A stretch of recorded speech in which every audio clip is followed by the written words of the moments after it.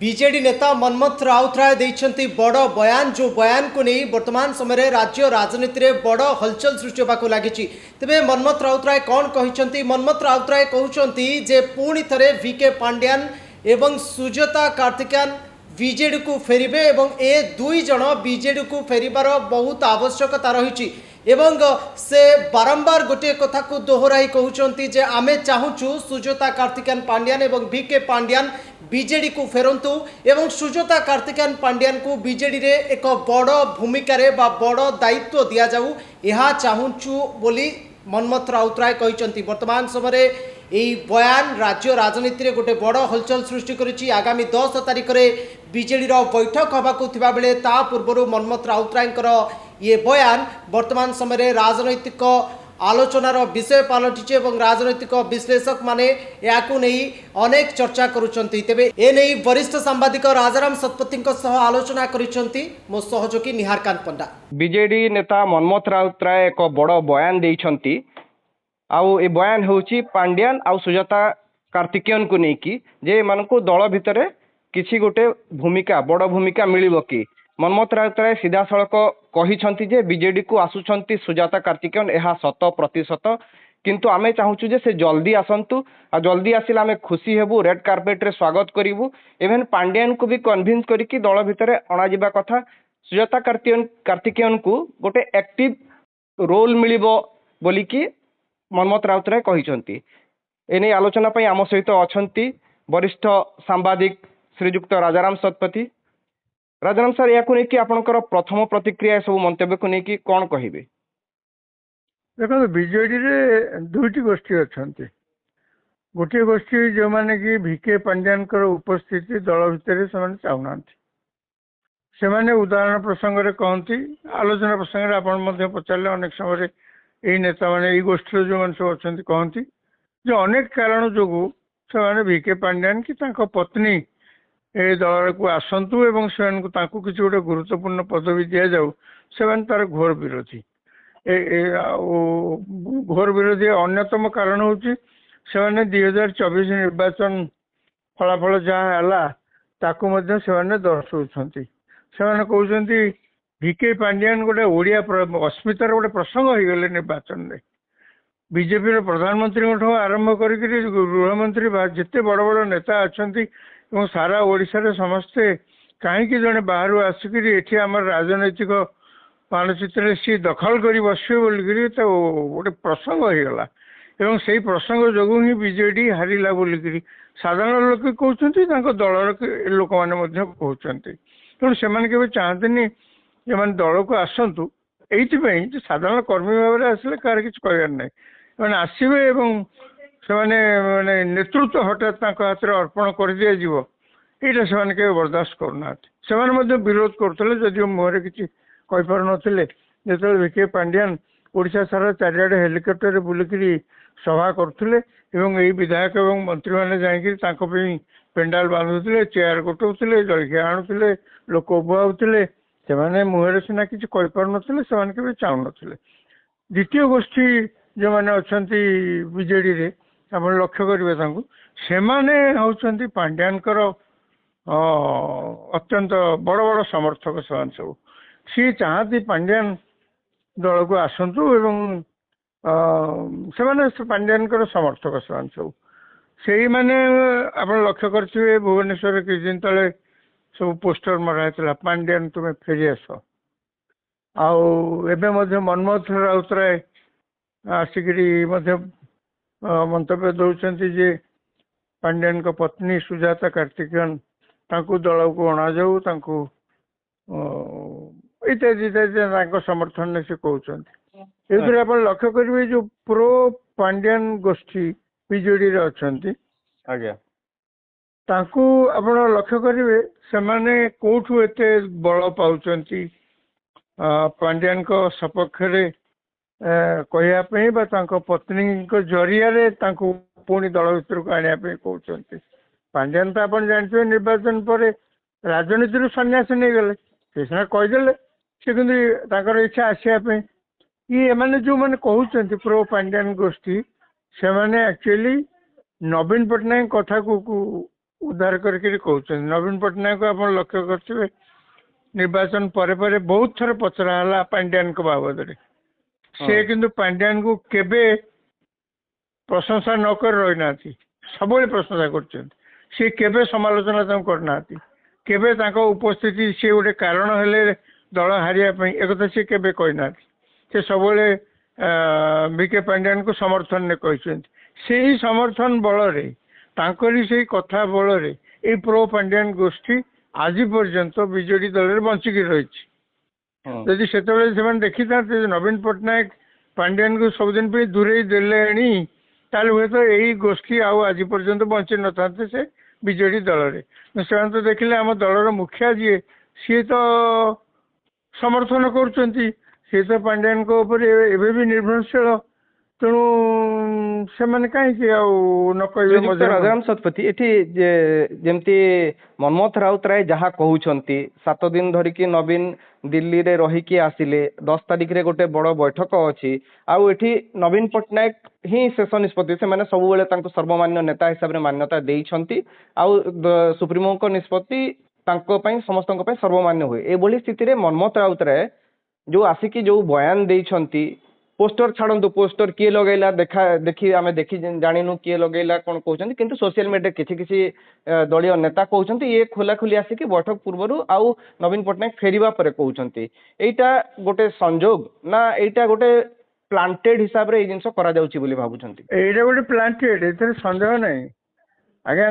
बर्तमान आपण देखुना बर्तमान बीजेडी दल रे सुजाता कार्तिकेयन को आने पे जड़े कहीं ए प्रकार मंतव्य दब? सुजाता कार्तिकेयन कौन राजनीति थिले?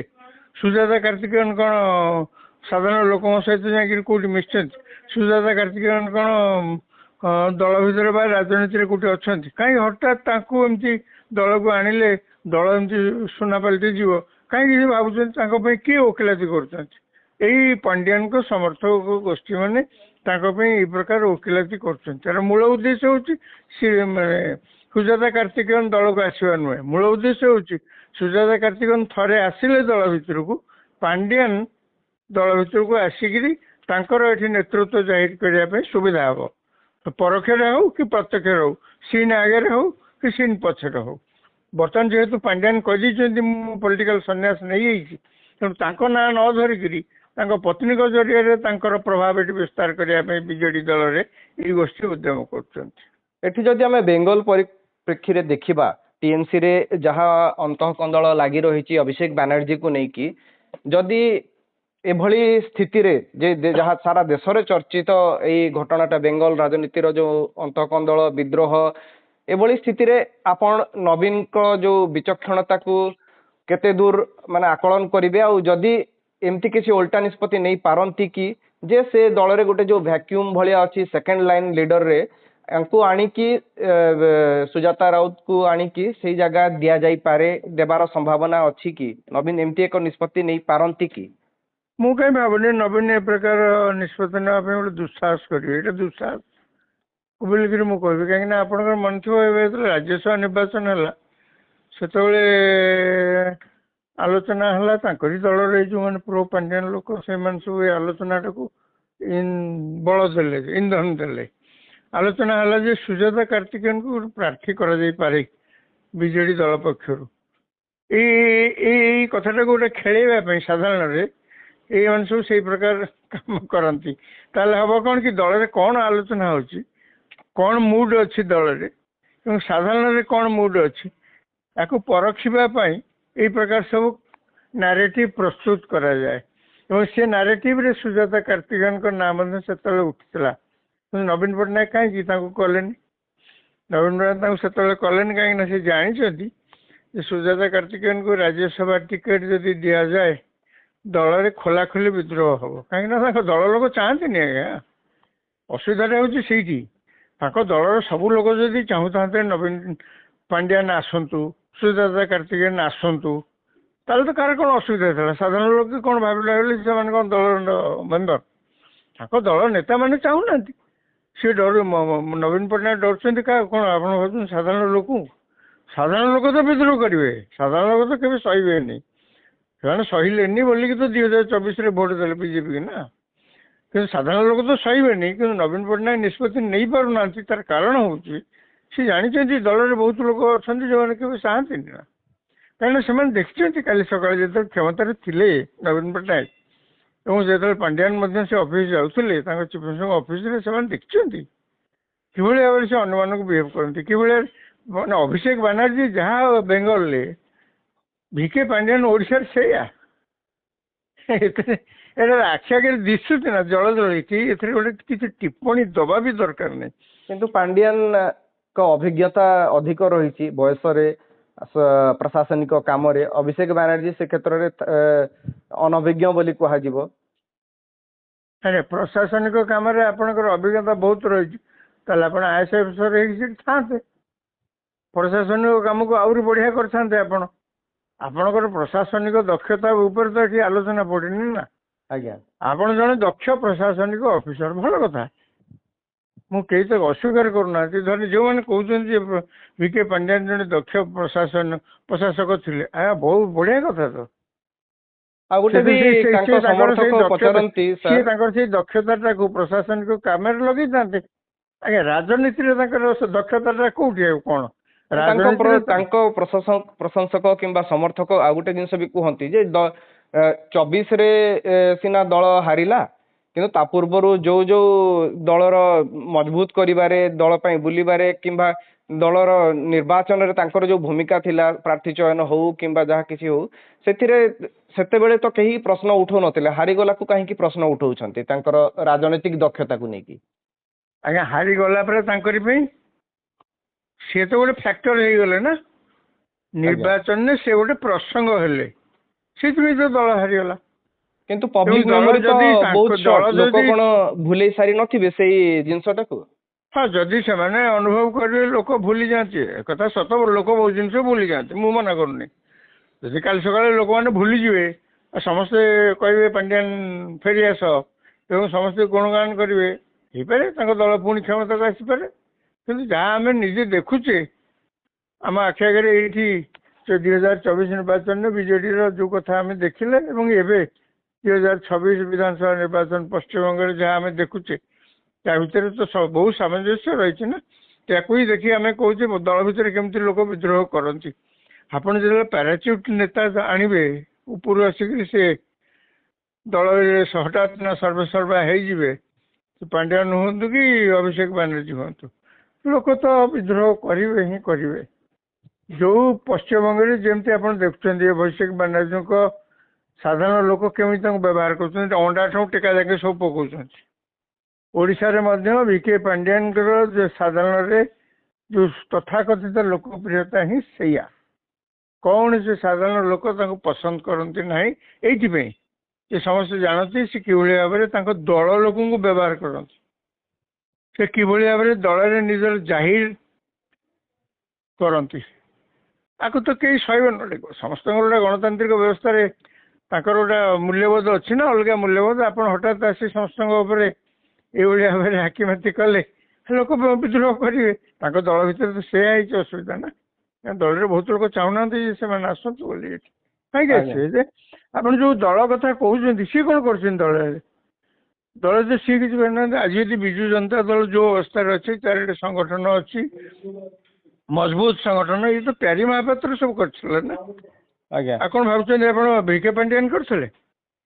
ବିଜୁ ଜନତା ଦଳର ଯାହା ବର୍ତ୍ତମାନ ଆପଣ ଦେଖୁଛନ୍ତି, ସେ ସବୁର ମୂଳଦୁଆ ପ୍ୟାରୀମୋହନ ମହାପାତ୍ର ପକେଇଥିଲେ। ଏକଥା କିଏ, ବିଜୁ ଜନତା ଦଳ କେହି ତ ମନା କରିବେନି। ନବୀନ ପଟ୍ଟନାୟକ ସହିତ ତାଙ୍କର କଣ ଅପଡ଼ ହେଲା, କଣ ହେଲାନି, ସେ ପାୱାର ଗେମ୍ରେ ସିଏ ଗୋଟେ ତାଙ୍କୁ ତଡ଼ିଦେଲେ, ସେ ପର କଥା। ସେ ହିଁ ଦଳକୁ ଯାହା କରିଥିଲେ ସେ ହିଁ କରିଥିଲେ। ଆଜ୍ଞା। ତେବେ ଏଭଳି ଖବର ପାଇଁ ଆପଣ ନ୍ୟୁଜ୍ ରୁମ୍ ସହିତ ଯୋଡ଼ି ହୋଇ ରୁହନ୍ତୁ ଏବଂ ନ୍ୟୁଜ୍ ରୁମ୍ର ଭିଡ଼ିଓ ଗୁଡ଼ିକୁ ଅନ୍ୟମାନଙ୍କୁ ସେୟାର କରନ୍ତୁ, ନ୍ୟୁଜ୍ ରୁମ୍କୁ ସବସ୍କ୍ରାଇବ୍ କରନ୍ତୁ। ରହୁଛି, ନମସ୍କାର।